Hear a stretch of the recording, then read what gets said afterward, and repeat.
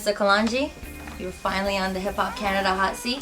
That's right. Introduce yourself to the audience, the Canadian audience. Well, first of all, I want to say greetings in the name of the Most High, His Imperial Majesty Emperor King Selassie. I give thanks for life, give thanks for love, give thanks for everything. This is Sister Kalanji.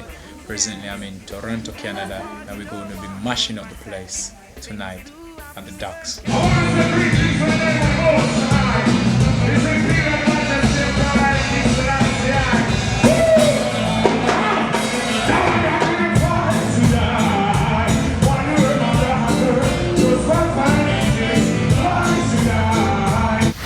Your music and lyrics range is so broad. What influences that, and how do you find your voice?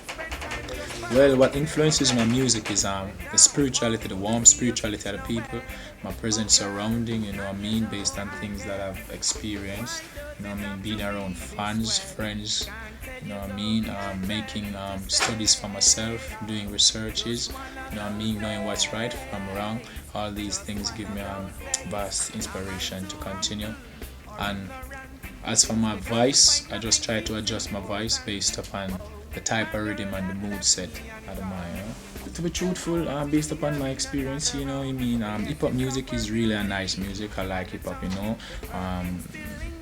people in Jamaica, they tend to listen hip-hop a whole lot, and there's a lot of potential in the hip-hop, and you can reach out to a lot of people, and you have a lot of youths in like America, Canada, that really need a lot of consciousness. And I figured to myself, if I could put a few of my cultural lyrics and a few of these hip-hop rhythms, it could make a difference.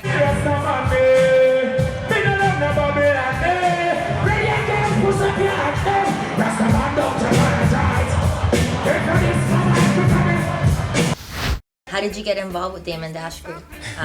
What made you want to work with him?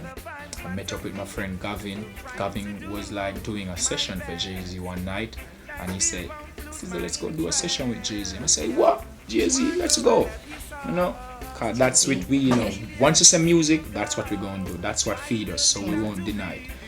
Been there, get the link with Jay-Z and put a little track together with Foxy Brown, Jay-Z love it. That's how now I asked for the deal. But a little thing got through. So Dame had gotten the deal with Def Jam for me. Dame was like watching us, hearing about Sizzla, because I know about Sizzla. I know everybody knows about Sizzla, so I said, alright, give me a deal, Jay-Z. But apparently it didn't go through. Dame had gotten me the deal to Def Jam. But I had met Jay-Z before, but Dame had gotten me the deal, and that's how Clark can take me to Dame, because I didn't get the deal through to Jay-Z.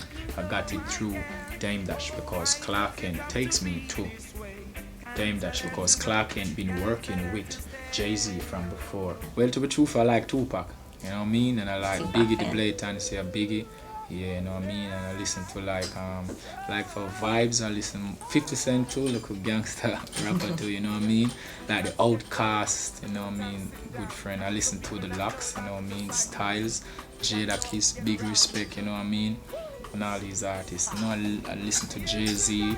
Listening to these rappers, you get a lot of knowledge. I learn about the hip-hop scene by listening to the rappers, So when I listen to them, I might hear a few songs of gangsters and a little harshness, but I understand that, But I search to know what is it that causes these rappers to always be like that. And when I see it's just a system, and the present place where they be at, the justice system pressuring them, so they got to just be outspoken. So it's just the same thing.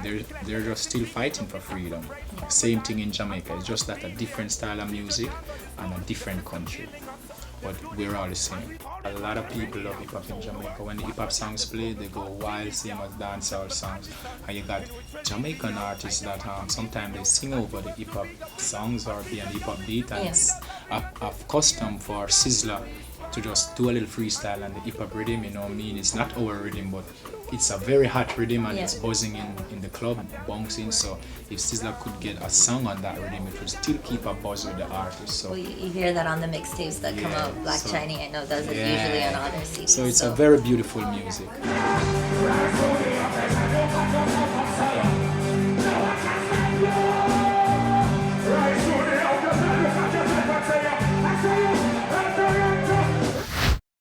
what are your views on hip hop culture, and where do you think it's heading? What sort of message do you think it portrays these days, and what would you say the message? Would you say the message is different from what reggae portrays? Well, in a sense, it's just that it's a more fashionable music, with the glamours and the blings, and but it's what you want to put on the rhythm. That's my belief, that's just my philosophy about the thing, is what you want to put on the rhythm. Because whether it's reggae, hip hop, or dancehall, it's what you, the artist, want to put on the rhythm. Well, hip hop had been the root for these people for years, you know what I mean? It's the source where the youths can have their voices be heard. So I would say hip hop's gonna be doing good for these people because it's been doing good from that time until this time, so we can only make it much better. Well, how would you compare the two industries, the reggae and the hip hop industry? Would you say they're similar? Partially, yeah. You know what I mean? It's just that on the hip hop side, because it's on a much it's in a bigger scope where the land got more people to support it. So when you do release an album, you got more people purchasing it, so you got more money coming in, you got more people being involved in pushing it, you know what I mean? You get more publicity, more marketing and things like that. For the reggae music, it's virtually the same. It's just that because we're from that little island, it's really small, so what we expect to get out of it, we don't get that much, but virtually the same. Yeah, I got a sneak peek of the album. I know there's a track on there you did with Busta Rhymes. How did you like working with him? Busta Rhymes, one of my good brethren. Always give me strength and encouragement. Busta Rhymes, I've worked with Busta Rhymes, I've worked with Styles, Jadakiss crew, I've worked with Wycliffe, I've worked with Joel Santana, I've worked with Lil Wayne, I've worked with Ryan Devon, you know what I mean? I've done work with Carmen Electra, you know what I mean?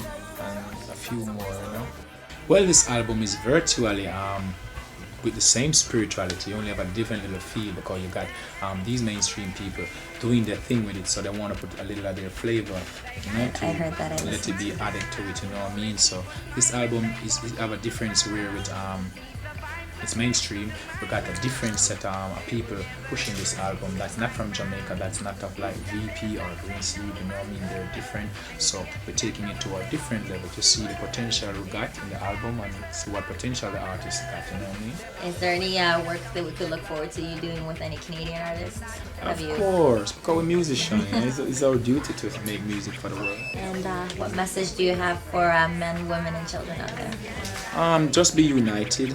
Love you one another, and respect for yourself and respect for persons, and be educated. You're never too old to learn, and as you're young, stay in school and honor your mothers and your fathers, love your sisters and your brothers. It's simple as ABC 1, 2, 3.